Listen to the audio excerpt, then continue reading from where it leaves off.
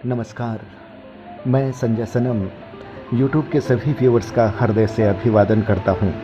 Viewers, corona संक्रमण जब से हुआ है तब से ज्योतिष साधकों की भविष्यवाणियों का दौर भी चला है। कब संक्रमण नियंत्रण में आएगा, कब इसकी दवाई या वैक्सीन आएगी, अपने अपने अनुभव, अपने अपने ज्ञान, अपनी अपनी विधि तकनीकी से बहुत सारी भविष्यवाणियाँ हम आप तक पहुँची है। व्यूअर्स, ये देश धर्म का है। इस देश में ज्योतिष, मंत्र, तंत्र, इसका प्रचलन बहुत जोर से है। ज्योतिष विद्या आपके भविष्य की संभावनाओं को बताती है, ये सही है। लेकिन ज्योतिष विद्या से भी अलग साधकों की जो विद्या है, साधना की जो विद्या है, जिसे आप तंत्र की कह सकते हैं, मंत्र की कह सकते हैं, यंत्र की कह सकते हैं, यानी पारलौकिक विज्ञान की विद्या, स्थूल जगत पर सूक्ष्म शरीर के द्वारा जो प्रभाव पैदा करने की विद्या, वो बहुत बड़ी महत्वपूर्ण है। और इस विद्या के जरिए बहुत कुछ ज़िंदगी में बदलाव आते हैं। आप यूट्यूब में बहुत सारे चैनल्स को देखिए जहाँ पर बहुत सारे दरबारों की अपनी कृपा है, बहुत सारे दरबारों में लोग जाते हैं और कुछ दरबारों से उनका काम होता है, कुछ दरबारों पर उनकी शिकायत भी रहती है। इस देश में बहुत लोग सच्चे भी हैं, बहुत लोग अच्छे भी हैं जो जन कल्याण हेतु काम करते हैं, और बहुत लोग ऐसे भी हैं जिनके पास विद्या है, शक्ति है, लेकिन जो शक्तियों का दुरुपयोग करते हैं। जो जैसा करता है वो उसकी अपनी इच्छा, उसकी अपनी नियति। मैं आज उस पर बात करने के लिए नहीं आया हूँ, लेकिन आज मैं आप तक एक बहुत बड़ी बात पहुंचाने के लिए आया हूं पारलौकिक विज्ञान के एक साधक के द्वारा। और उनके वीडियोस में देखता हूं, प्रभावित मैं इसलिए हूं क्योंकि एक तो वो बहुत उच्च शिक्षित हैं, यानी साइंस से पढ़े हुए हैं और संभवतः डॉक्टर हैं। दूसरी बात वो है कि जो आप एक लाइव देखते हैं शक्तियाँ और किस तरह से शक्तियों का काम होता है, वो प्रभावित करने वाली है। तीसरी बात, जो एक भावना जो जन कल्याण की है, जन कल्याण की है, वो भावना प्रभावित करने वाली है।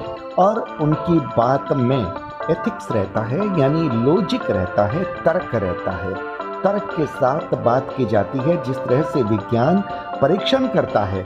हालांकि विज्ञान और पारलौकिक विज्ञान में चुनौतियां आपस में चलती रहती है, लेकिन पारलौकिक विज्ञान विज्ञान से बहुत आगे है। विज्ञान जिसको पकड़ने में बहुत वर्ष लगाता है, पारलौकिक विज्ञान उस बात को बहुत पहले ही कह देता है।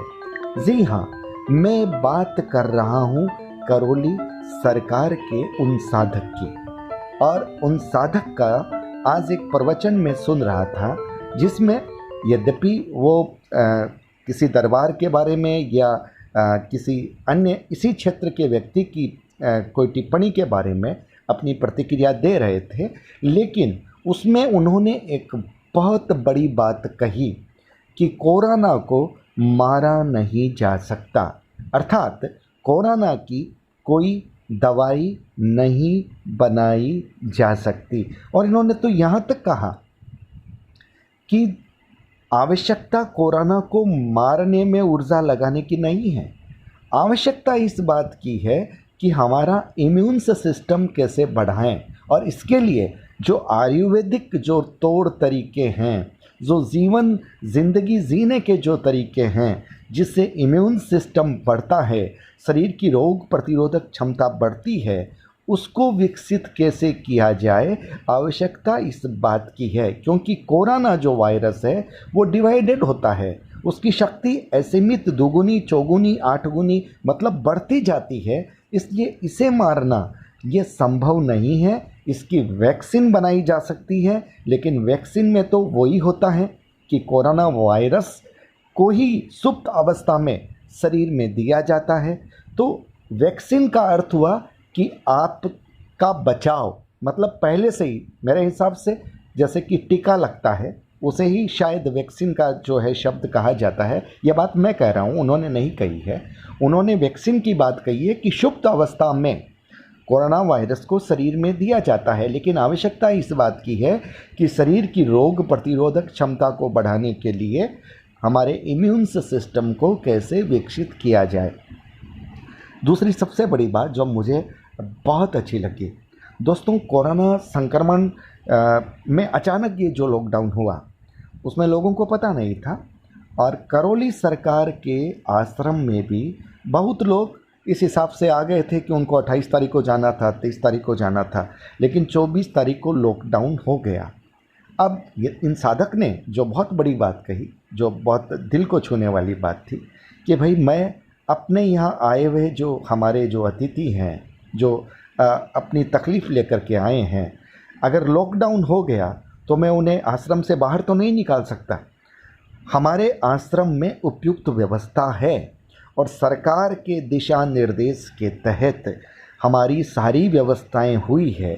और सबसे बड़ी बात जो कही उन्होंने कि मैं तो यहाँ तक कहता हूँ कि राज्य सरकार को भी अगर क्वारंटाइन करने के लिए 100, 200, 500 लोगों की व्यवस्था चाहिए तो हमारा आश्रम उस व्यवस्था को देने के लिए तैयार है, क्योंकि आश्रम में लोगों के रहने खान पान की उचित व्यवस्था, पर्याप्त व्यवस्था है। बहुत बड़ी बात यहाँ पर ये बात आई देश के कल्याण की, यहाँ पर ये बात आई जन कल्याण की। व्यूअर्स, कोई भी आश्रम चलाने के लिए अर्थ की आवश्यकता तो होगी, इसमें तो कोई शक नहीं, लेकिन अगर कोई आश्रम, अगर कोई दरबार, चाहे किसी का भी क्यों ना हो, हिंदुस्तान में बहुत सारे दरबार चलते हैं, पारलौकिक क्षेत्र की समस्याओं का बहुत सारे दरबार उनका निदान भी करते हैं, और बहुत सारे लोग ऐसे भी होते हैं जो लोगों की मजबूरियों का शोषण करते हैं, पाप करते हैं, और कई बार तो अभिचार कर्म यानी पैसा लेकर के आप जिस व्यक्ति को जानते ही नहीं उस व्यक्ति के जीवन को तहस नहस करने में भी शक्तियों का दुरुपयोग होता है। हम ये बात मानते हैं कि जो आदमी जितना शक्तिशाली होता है उसको उतना ही संयमशील, धैर्यशील होना चाहिए, यानी शक्तियों का दुरुपयोग नहीं होना चाहिए।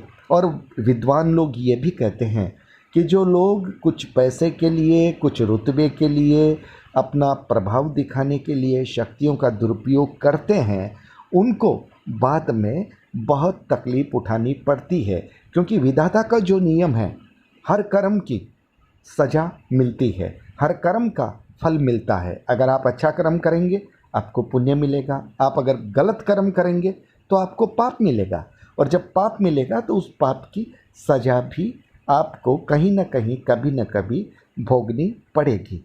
इसलिए पारलौकिक विज्ञान के क्षेत्र की जो शक्तियां हैं, उन शक्तियों को हम नमन करते हैं, उन साधकों को नमन करते हैं, उन दरबारों को जो सच्चे दरबार हैं, जो अच्छे पक्के दरबार हैं, जन कल्याण की भावना से जो लोगों की समस्याओं का हरण करते हैं, उन सभी दरबारों को नमन करते हैं। आज ये संदेश बहुत आवश्यक था, क्योंकि एक पारलौकिक विज्ञान के साधक का था जिनका सूक्ष्म जगत में सीधा विचरण है, यानी सूक्ष्म जगत की क्रियाओं को जो बहुत अच्छी तरह से देखते हैं। वे लोग अगर ये कहते हैं कि कोरोना को कभी मारा नहीं जा सकता, कोरोना की कोई दवाई नहीं बनाई जा सकती, और एक बात, खास बात, और उसमें विश्वास जो झलका वो वाकई में नमन करने योग्य है। उन्होंने कहा कि करौली सरकार के जितने भी मानने वाले लोग हैं और जिन्होंने यहाँ की जो प्रक्रिया है 7 हवन 6 हवन, मुझे पूरा याद नहीं आ रहा है, उसको संपादित सही रूप से कर लिया है, उनके परिवार को कभी कोरोना का खतरा नहीं होगा। बहुत बड़ी बात है, बहुत बड़ी बात है। इसका सीधा सा अर्थ ये है, सीधा सा अर्थ ये है कि हमारा जो सूक्ष्म जगत है, हम स्थूल जगत के लोग हैं, और स्थूल जगत के बाहर जो सूक्ष्म जगत है जिसको हम साधारण आदमी नहीं देख सकते, उस सूक्ष्म जगत की शक्तियों के माध्यम से इस स्थूल जगत में सुरक्षा कवच अगर कोई साधक बनाना चाहे, अपनी शक्तियों का सदुपयोग करना चाहे, तो जन कल्याण के लिए किस तरह से किया जा सकता है, किस तरह से मंत्र का, किस तरह से हवन का, किस तरह से प्रार्थना का, किस तरह से दुआओं का असर होता है, हमारी भारतीय संस्कृति की जो गरिमा है, जो प्रतिष्ठा है, वो किस लिए है, ये सब इसी वजह से है कि भारतीय संस्कृति के मंत्र, भारतीय संस्कृति का तंत्र, भारतीय संस्कृति का यंत्र, यानी इन सब में जो ताकत है, जो शक्ति है, उसका अगर कोई सदुपयोग करे तो बड़ी से बड़ी महामारी, बड़ी से बड़ी आपदा, बड़ी से बड़ी विपदा से भी लोगों को बचाया जा सकता है, रक्षा कवच बनाया जा सकता है। इसलिए हाथ जोड़कर मेरा उन सभी से निवेदन है जो इस पारलौकिक विज्ञान के क्षेत्र के साधक हैं। निवेदन है, इस वक्त मानवता में जो खतरा है, जीवन बचाने की जो जंग है, और ये जो समय जिस तरह से विपदा का निकला है, उससे जनजीवन जिस तरह से प्रभावित हुआ है, आप अपने साधना की शक्तियों का समुचित उपयोग जन कल्याण के लिए कीजिए। ये हाथ जोड़कर सबसे मेरी प्रार्थना है। करौली सरकार, करौली दरबार को नमन करता हूँ, और ऐसे जितने भी दरबार हैं, ऐसे जितने भी साधक हैं जो सच्चे मन से अपनी शक्तियों का सदुपयोग करते हैं, उन सबको नमन करता हूँ। ये मेरी हार्दिक इच्छा है कि करौली सरकार के दरबार में जाकर के हाज़री देना, और ये जो साधक हैं और इन्होंने जो मेडिकल की शिक्षा ली है, मेडिकल की शिक्षा लेने के बाद इस दरबार में आना, इस रूप में इनका जीवन विकसित हुआ है, इनके गुरु ने इन्हें जो शिक्षा दीक्षा दी है और जो इन्हें शक्तियाँ दी है, वास्तव में ये शक्तियाँ अकल्पनीय है। जब ऐसी चीज़ें देखते हैं हम यूट्यूब के माध्यम से, तो वास्तव में एक तरफ तो सिहरन होती है, दूसरी तरफ गर्व होता है कि हमारे भारत देश में ऐसे साधक रहे हैं, ऐसे सिद्ध पुरुष रहे हैं जिनके शिष्यों के अंदर ऐसी शक्तियां हैं, और ऐसी शक्तियां निरंतर ये लोगों के बीच में, आने वाली पीढ़ियों के बीच में, सुयोग्य पात्रों के बीच में जानी चाहिए, ताकि अधिक से अधिक लोग जन कल्याण की भावना के साथ काम कर सकें और मानवता का उद्धार कर सके। मैं शुक्रिया ज्ञापित करता हूं करौली सरकार के दरबार का। वहाँ के करौली सरकार का तो ये वीडियो नहीं था, मतलब उस यूट्यूब चैनल का वीडियो नहीं था, कोई दूसरे चैनल का वीडियो था, मुझे नाम याद नहीं आ रहा है, मैं क्षमा चाहूँगा, माफ़ करें। लेकिन उस चैनल पर करौली सरकार के दरबार के जो साधक हैं, उनको सुनने के बाद मेरे मन में ये बात आई कि हमारे व्यूअर्स तक ये बात पहुंचानी चाहिए कि कोरोना के बारे में जो भविष्यवाणी जो एक पारलौकिक विज्ञान की तरफ से आ रही है कि कोरोना वायरस को कभी मारा नहीं जा सकता, कोरोना वायरस की दवाई नहीं बन सकती, वैक्सीन बन सकती है, लेकिन वैक्सीन और दवाई में फ़र्क है।